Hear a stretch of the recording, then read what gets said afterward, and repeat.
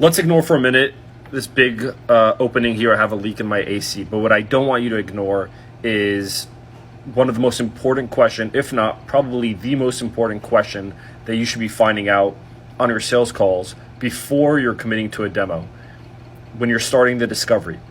I can't stress enough that this question isn't being prioritized in sales teams, by salespeople, by sales managers, etc. So when you're talking to your prospect for 30 to 45 minutes or 60 minutes on a demo, when they're off the demo, they have their jobs to go to with maybe a shitty boss.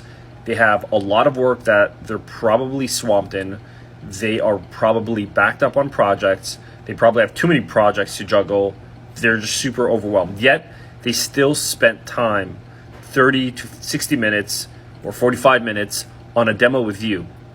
Not because they want to hang out with you, because they'd rather go finish and complete their projects that they have and the work that they have and the workload, but because they have a particular problem that they want to solve, probably big enough of a reason for them to spend time with you. That information is really important. That is their motivation. That is their why. But a lot of times on sales calls, people just ignore that question, ignore asking why they're on the call, or they don't dig deep enough to find out why. And so the one piece of advice on your next sales call is to focus on the prospect's why. So if you're dealing, and I've said this before, it's going to sound like a broken record, and I'm not going to stop saying it because it's really important. If you're on a demo with a prospect, and assuming that lead came through, let's just say an inbound, then what you want to do is you want to ask the prospect, hey, curious, what's the reason you decided to schedule a demo with me today?